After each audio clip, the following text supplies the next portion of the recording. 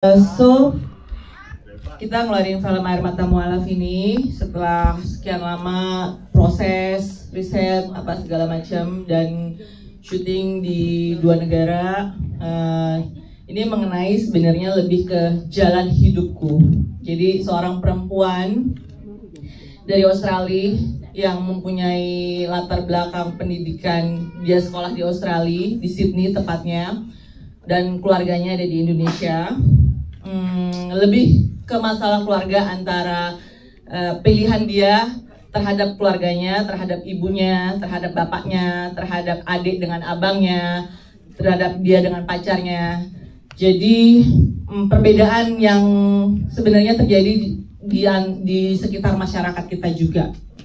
Dan hal-hal seperti ini, perbedaan-perbedaan ini yang terjadi, konflik-konflik ini yang mengangkat kisah cerita ini, yang menjadikan film ini is happen, terjadi saat ini maksudnya. Ya sebenarnya ceritanya relate sama kehidupan masyarakat luas gitu. Oke, yang pertama karena kita ada syuting di Australia, jadi pada saat itu saya cari yang artis yang tinggal di Australia, salah satunya Aca. Jujur ah. Saya jujur karena supaya gampang. Supaya budgetnya Karena gampang. Tapi sebenarnya ada beberapa pilihan gitu kan. Cuman susah nih, jadwalnya yang ketemu dia. Akhirnya udahlah saya pilih dia. Kalau yang itu Australia kan, tapi kita ada juga cast dua orang dari Malaysia, yaitu Syamim Freda sama Asman Al Idrus. Kalau dari Malaysia itu kenapa? Karena insya Allah film ini akan tayang di Malaysia tanggal 4 Desember. Wow, jadi nggak hanya di Indonesia tayang di Malaysia. Ya, jadi kita ada tayang di Indonesia dulu tanggal 27 November di bioskop Indonesia. Setelah itu seminggu kemudian kita tayang di Malaysia, Brunei, Singapura, negara-negara Asia. Tapi lebih banyak di Malaysia itu kita banyak dapat penontonnya gitu. Oke, setelah itu kita juga insya Allah kita tayang di Qatar juga. Wow. Jadi beberapa negara memang yang udah confirm untuk tayang setelah 27 November tersebut. Setelah itu untuk cast-cast di Indonesia memang ada beberapa pilihan, kita casting berapa orang. Terus ya saya jatuh hati terhadap Ibu Dewi Irawan sebagai ibunya. Terus setelah melalui beberapa pilihan lah gitu. Terus untuk Willy sebagai Rizky Hanggono sebagai abangnya Aca. Terus sebenarnya di sini ada juga sebagai Ustadz, tapi saya Megantara tidak datang hari ini. Ada Megantara dan Pak Budi sebagai bapaknya, Budi Ros. Mereka berdua nggak datang karena ada keperluan lain.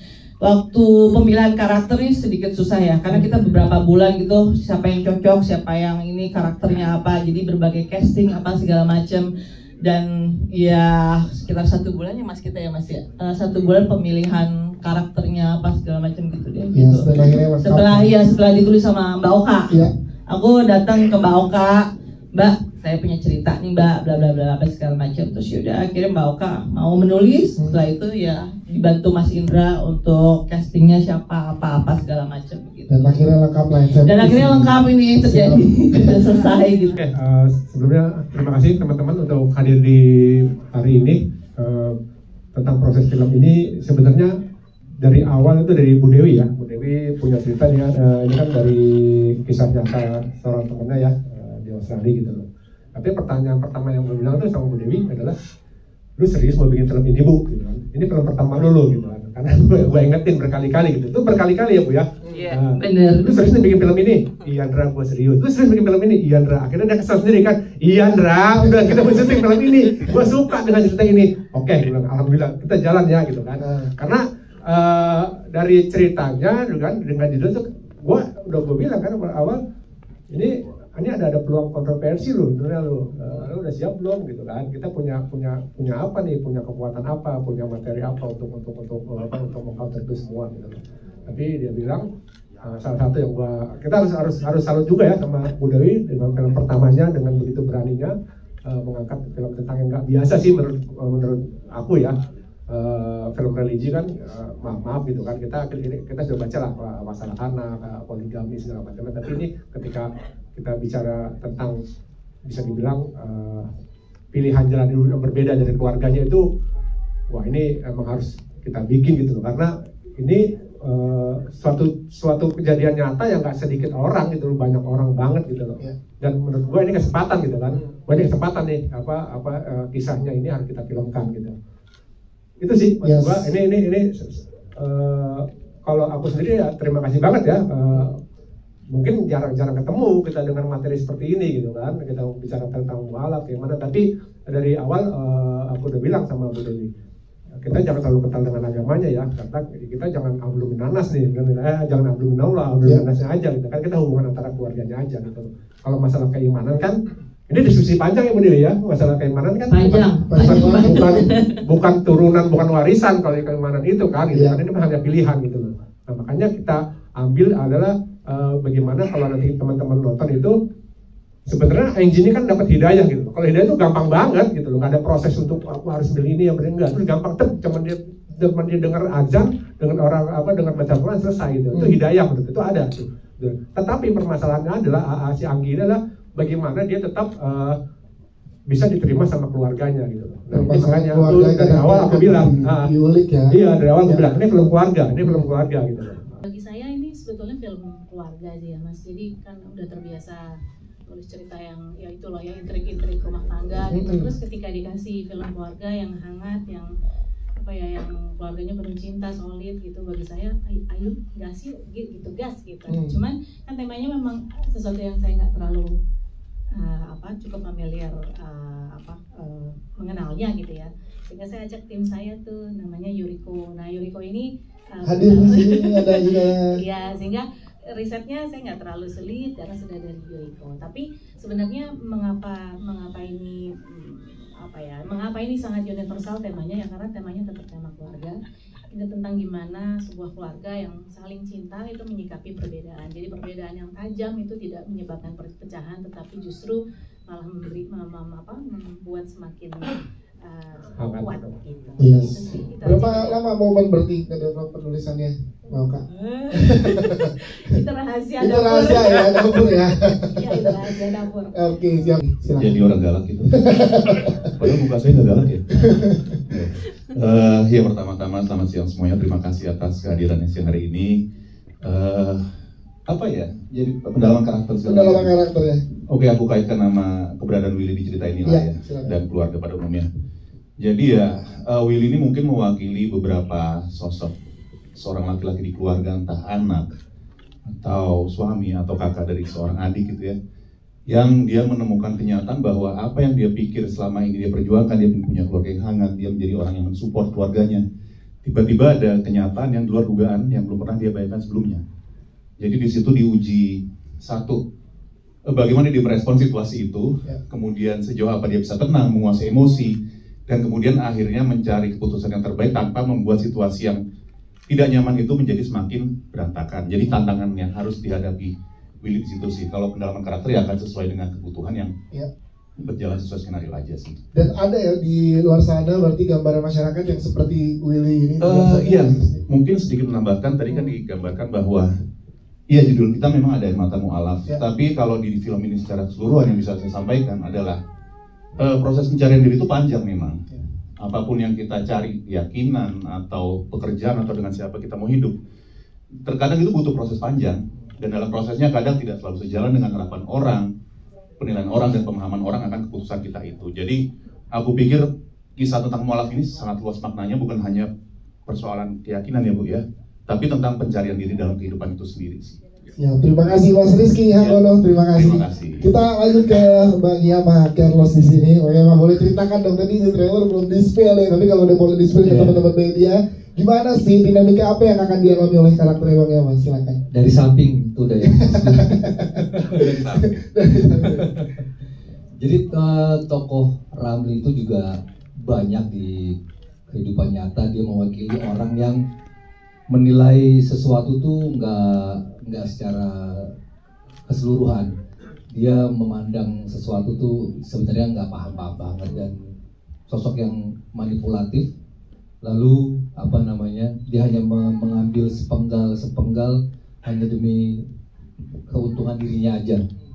Itu sih sosok si Ramli. Kan banyak tuh orang yang terlihat fanatik terhadap sesuatu, hanya sekedar ikut-ikutan aja. Ya. Sebenarnya sih ya Zong. Nah, itu dia, ntar kita lihat gimana Zongnya karakter dari Mas Yawa di sini ya.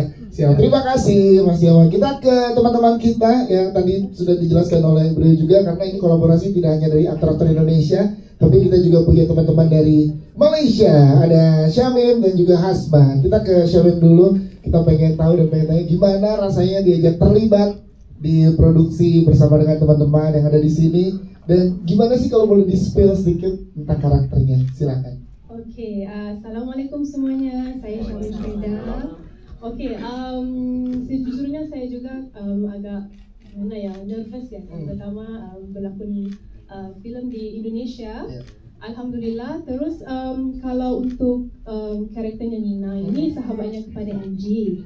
Jadi dia itu seorang yang terlibat dalam KDRT, suaminya Ramli. Terus dia jadi mangsa mangsa dipukulin, dikasarin gitu. Dan dia dia seorang istri yang taat pada suaminya. Dia enggak cerita aib suaminya kepada temannya sendiri, Angie. Dan sosok Nina ini tuh kayak wanita yang kuat. Wanita yang seorang istri yang taat pada suaminya. Ada challenge nggak sih untuk kamu memerankan karakter ini? Sejujurnya ini kali pertama saya memegang satu peran yang sangat heavy, yang kayak dipukulin, dikasarin gitu kan. Okay. Jadi mendalami karakternya itu nggak terlalu suka, tapi banyak bantu. Itu dia saling support dengan yang di sini ya. Bantu pukulin. Karena itu banyak teknis-teknis yang harus dipelajari ya, momentum dan intensitas dalam produksi ya. Terima kasih Syamim. Kita juga ada Bang Hasban. Hai Bang Hasban. Halo. Apa kabar Bang Hasban? Yes, boleh dong kalau dari Bang Hasban gimana rasa ikut bersama dengan teman-teman dari Indonesia? Dan ini akan tayang juga loh di Malaysia. Silakan. Ya, jadi pertama sekali saya Hasban Terus dari Malaysia. Udah berkarir di sini. Dan pengalaman saya buat main di film ini Air Mata Mualaf, banyak yang saya belajar, apalagi dari sudut adat dan juga agama mereka yang ada di Indonesia, dan cara syuting-syutingnya itu memang beda banget, itu satu. Dan keduanya dari sudut pemain perannya saya sebagai namanya Said, itu Said ini seorang yang diam aja, dia tenang aja, orang yang transparent gitu. Jadi dia sering bareng sama Ustadz Reza. Ya, jadi tugasnya itu membantu Ustaz Reza bikin kalau Ustaz Reza lagi memerlukan jawaban-jawaban atau diskusi atau apa yang susah, ya itu membantu Ustaz Reza buat mencari ide-ide gitu. Yes. Nah, jadi ada juga kayak Ustaz Reza ini udah sama si Said ini udah banyak kali ketemu orang-orang yang punya masalah dari agama, oke? Dan yang pertama itu yang susahnya itu apabila ketemu sama si Anggi ini, dan banyak ide-ide dan dukungan dari si Said ini ke Ustaz Reza supaya Ustaz Reza lebih istiqomah apa yang dia mau bikin buat si Anggi ini. Yes. Ada persiapan khusus nggak untuk nanti, kan akan tayang juga di Malaysia nih? Iya. Ada. Iya, pasti kalau kita tahu di Malaysia itu kan dari segi agamanya kan ada lebih sensitif ya. Jadi kita memang kalau dari filmnya ini kita lebih bantu ke arah bukan menunjuk lebih kan menceritakan perbedaan agama atau apa, tapi lebih ke kekeluargaan. Dan juga cara dari film ini kan ada beberapa pihak. Jadi pihak itu ada yang bikin mencari solusi jawabannya gimana, apa yang mereka harus bikin cari solusinya kayak gimana, dan orang yang menerima jawaban itu apa yang efeknya gimana mereka menghadapi situasi itu. Jadi bukan cuma di Indonesia juga ada, dan di seluruh dunia pasti ada masalah-masalah kayak gini. Jadi soal sensitif itu sebenarnya nggak ada. Karena ini lebih ke konflik keluarga yang dialami oleh semua ya. Iya benar. Siap, Bang Hasban, terima kasih, tepuk tangan dong untuk Bang Hasban. Terima kasih. Kita ke Ibu Dewi Irawan. Ibu Dewi menarik sekali karena di sini sebagai seorang ibu yang sangat cinta dengan anaknya. gimana pada saat pertama kita diterima untuk proyek ini, gimana sih Ibu Dewi, boleh ceritakan dong ke teman-teman media? Selamat siang semuanya, terima kasih sudah datang menyempatkan waktu ke sini. Pertama kali saya disuruh datang sama Bu Dewi ke kantor, terus Bu Dewi bilang, Bu Dewi, tapi di sini jadi Katolik. Ya elah, gue jadi Yahudi juga udah pernah. Orang-orang cuma Katolik. Jalannya langsung terjawab ya. Ya, saya senang banget sama ceritanya dan memang sensitif ini. Tapi sebagai film drama keluarga itu ini relate banget gitu. Banyak teman-teman saya juga yang suka curhat gitu tentang anaknya memilih jalan hidupnya gitu, terus gimana, terus ya gue mau gimana, ya itulah mungkin dengan rasa cintanya gitu ya, mungkin juga buat orang lain kan, kenapa lu nggak larang, kenapa nggak itu ya, mungkin orang bisa bilang mungkin itu cinta yang salah dengan melepas gitu, tapi ya disitulah kasih sayang seorang ibu. Dia pasti ingin melihat anaknya bahagia dengan pilihannya gitu. Ya, karena kan ini bentuk cintanya kompleks banget ya. Iya. Gimana pada saat itu ngobrol dengan Kak Aca juga untuk build chemistry-nya, karena tadi kita lihat di trailer aja banyak adegan intens tuh antara ibu dan anak di sini. Iya. Ini bagus banget ya. Orang-orang harus nonton pokoknya. Yes. Ibu-ibu, terutama ibu-ibu yang punya konflik sama ya teman-teman saya gini kan juga anaknya ada yang mau nikah, beda keyakinan ini segala macam. Nah itu nonton deh. Nah pas banget kita pengen kan Bu Dewi memberikan pesan kan ibu-ibu atau orang tua di luar sana melalui teman-teman media yang ingin disampaikan kalau dari sudut pandang seorang Ibu Dewi Irawan, silakan. Ya saya berharap ibu-ibu di luar sana, orang tua, nonton deh film ini. Mungkin akan memberi solusi yang baik, bagus, yang bisa, walaupun memang ini sangat berbenturan gitu ya, tapi disinilah kehebatannya kasih sayang orang tua untuk anak. Gitu ya, tepuk tangan dong untuk Ibu Dewi Irawan. Terima kasih. Kita ke Aca Sandriasa. Kak Aca ini barangkali karena sosok yang kita lihat di trailer yang diperankan dan banyak juga relate dengan teman-teman penonton yang juga lagi sedang ada di jalan pilihan hidupku gitu kan. Ini terjadi. Nah, pada saat pertama kali ditawarkan proyek ini gimana Kak Aca pada saat membaca skripnya, karakternya, silakan. Ya, assalamualaikum warahmatullahi wabarakatuh. Terima kasih teman-teman wartawan sudah hadir. Saya pertama kali diajak proyek film ini, terutama sama Ibu Dewi. Saya belum kenal sama Ibu, terus itu kesempatan pertama kali kita bertemu itu di lokasi kantor. Memang ketika kita udah taken kontrak, udah apa semuanya, tapi pertama kali saya datang ke kantor itu saya nggak expect kalau ternyata saya bisa deket dengan produser saya sendiri gitu. Bahkan pas baru datang ke kantor itu karena kantornya salah alamat, saya sempat naik ojek karena kelewatan taksi saya waktu itu.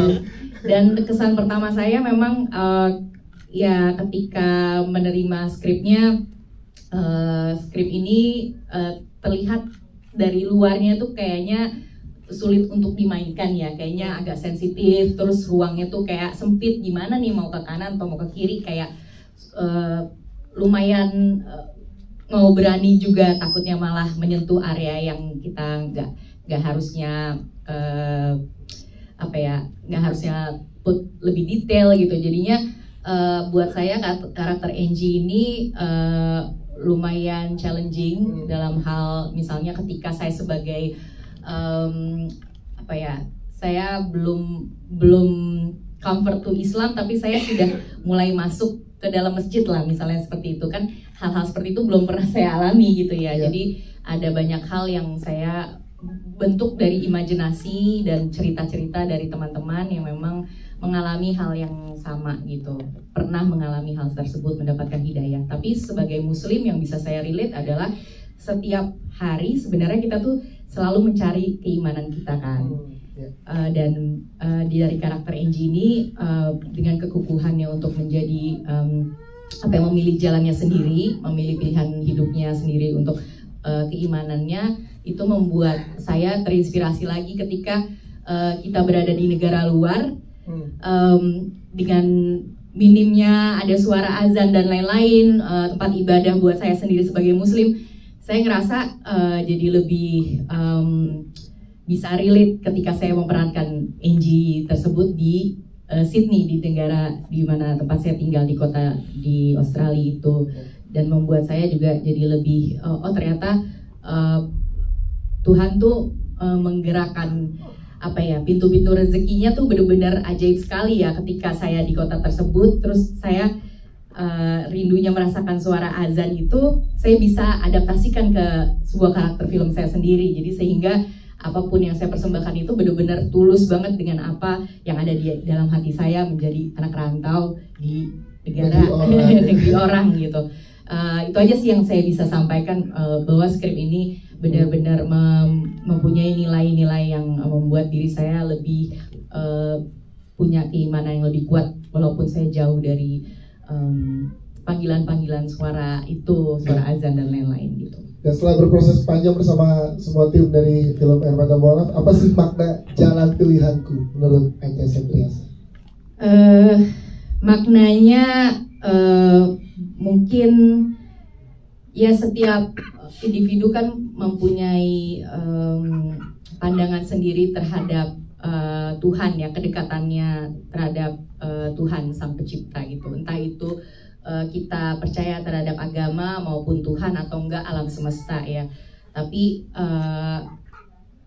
semua apa yang menjadi tanda-tanda kebesarannya itu kan sebenarnya ada di sekeliling kita gitu.